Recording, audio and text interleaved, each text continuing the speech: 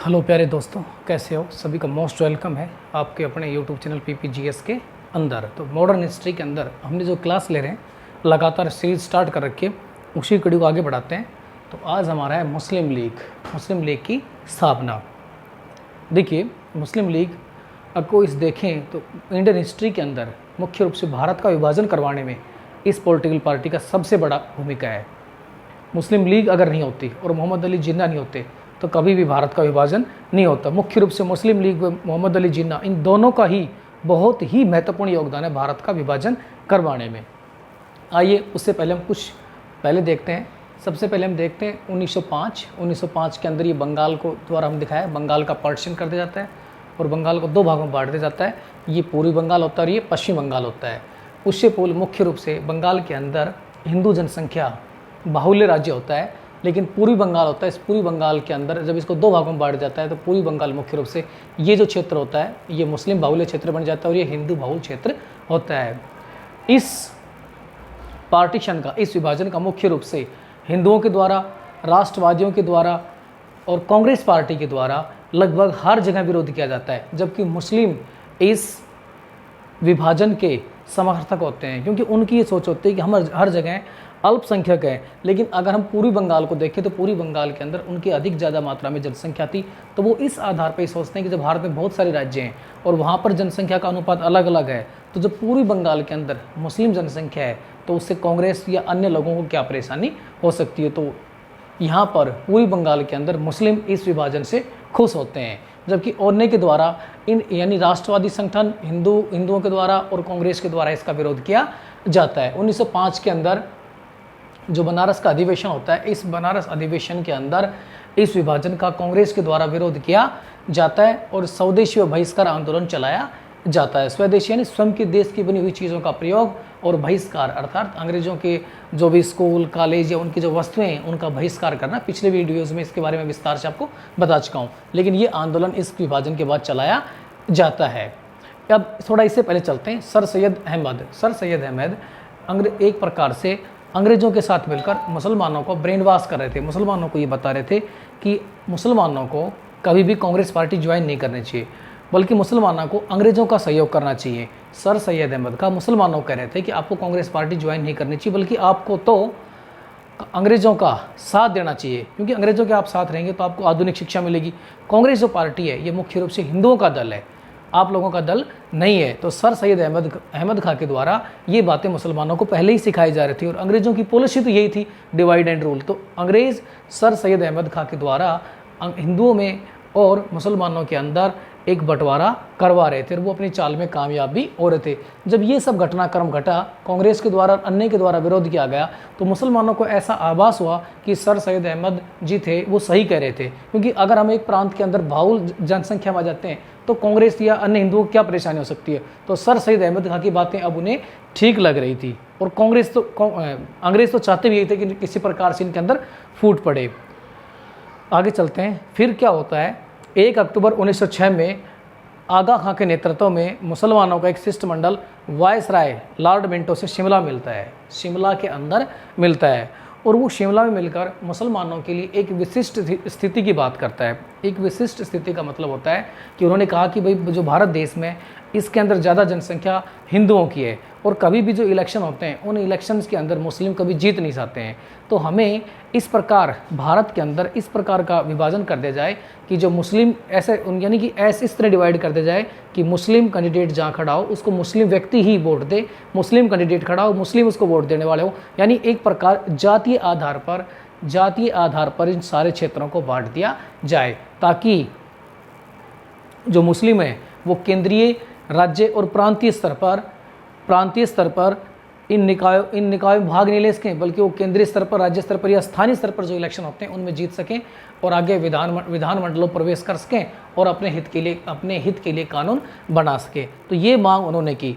इस मांग से लॉर्ड मिंटो बड़ा खुश हुआ, क्योंकि लॉर्ड मिंटो तो चाहता भी ये था किसी प्रकार हिंदू मुस्लिम दोनों अलग रहेंगे तो दोनों की शक्ति कम हो जाएगी और अंग्रेज उतने ही लंबे समय तक भारत में शासन कर पाएंगे। वो तो चाहता था, वो तो इस चीज़ से बड़ा ही खुश हुआ।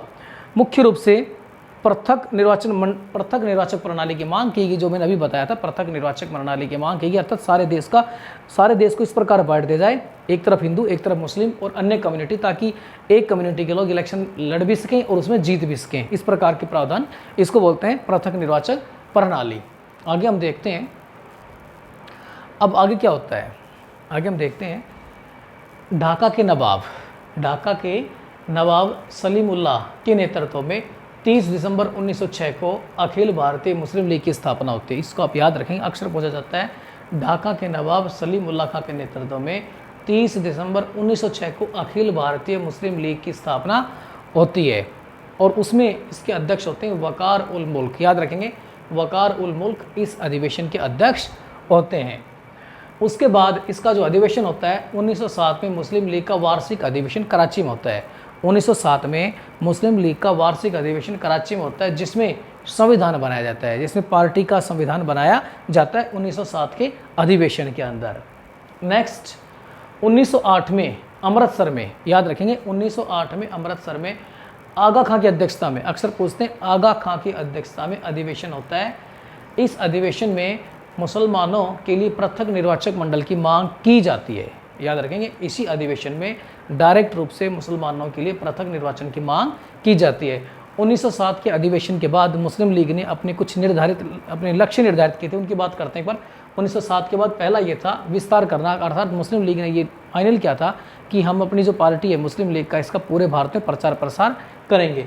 सेकंड इनका उद्देश्य था कि हम कांग्रेस को रोकेंगे, अर्थात कांग्रेस पार्टी के समस्त कार्यों में बाधा उत्पन्न करेंगे, कांग्रेस का जो विचार है, आइडियोलॉजी, उसको खारिज करेंगे। इसकी दूसरी मांग थी। तीसरी पृथक निर्वाचन की मांग जो 1907 में रखी गई थी। तो 1907 में 3 मांगें मुख्य रूप से रखी गई थी। 1908 के अमृतसर अधिवेशन, जिसकी अध्यक्षता आगा खां कर रहे हैं, की अध्यक्षता में मुसलमानों के लिए पृथक निर्वाचक मंडल की मांग स्पष्ट रूप से अब निकलकर सामने आएगी। जो 1907 में ये अपने लक्ष्य में रख रखे थे, 1908 के अंदर अपने सेशन के अंदर इस बात को ये प्रमुखता से रखते हैं। अंग्रेज इसी बात का इंतजार कर रहे थे कि हमसे मांगे और हम इनको दें, क्योंकि उनकी पॉलिसी यही थी। मांग को 1909 के मार्ले मिंटो सुधारों में इस मांग को पास कर दिया गया, इस मांग को स्वीकार कर लिया गया। 1909 के अंदर जो मार्ले मिंटो सुधार अधिनियम पास किया गया था, उसके अंदर एक प्रकार से पृथक निर्वाचक मंडल की मांग को अंग्रेजों के द्वारा मान लिया गया, क्योंकि वो अंग्रेज अपने उद्देश्य में यही चल रहे थे, किसी पर इनके अंदर एक प्रकार से बंटवारा हो जाए। उसके बाद, उससे पहले और कुछ देखते हैं। मुस्लिम लीग 1930 का अधिवेशन, मुस्लिम लीग का 1930 में अधिवेशन होता है, इलाहाबाद अधिवेशन। इस अधिवेशन की अध्यक्षता करते हैं मोहम्मद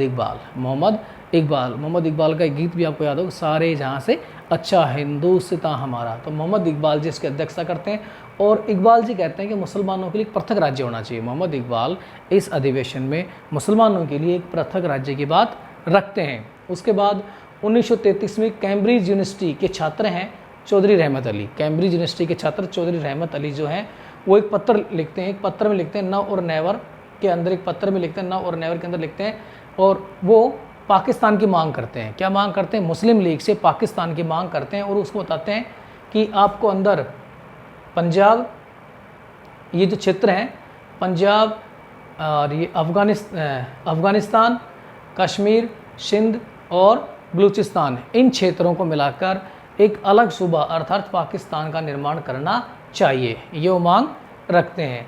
उसके बाद इसका एक अन्य अधिवेशन होता है जिसको हम बोलते हैं लाहौर अधिवेशन। लाहौर अधिवेशन जो कि 23 मार्च 1940 को होता है, 23 मार्च 1940 को ये अधिवेशन होता है। इसकी अध्यक्षता करते हैं मोहम्मद अली जिन्ना और इसी अधिवेशन के अंदर पाकिस्तान की मांग का प्रस्ताव पास किया जाता है। फिर धीरे धीरे इस मांग पर वो आगे बढ़ते जाते हैं और लास्ट में जैसा कि आप सभी जानते हैं कि पाकिस्तान 14 अगस्त 1947 को एक नया राष्ट्र बन जाता है। तो इसके पीछे बहुत सारे कारण थे। कुछ मोहम्मद अली जिन्ना की महत्वाकांक्षा थी, अगर हो सकता था यहाँ मोहम्मद अली जिन्ना को यहाँ भारत का प्रधानमंत्री या इस तरह का कुछ ऑफर दे दिया जाता तो हो सकता है मोहम्मद अली जिन्ना कभी भी इस मांग के लिए आगे नहीं बढ़ते, क्योंकि राजनीतिक महत्वाकांक्षा मोहम्मद अली जिन्ना में बहुत ज़्यादा थी, पंडित जवाहरलाल नेहरू दोनों में ही राजनीतिक महत्वाकांक्षा थी। उसी राजनीतिक महत्वाकांक्षा के चलते कम से कम ये पाकिस्तान निर्माण हुआ। निर्माण के बहुत सारे कारण हैं, पर उनमें से एक कारण ये भी है। Vande Mataram, like share and subscribe.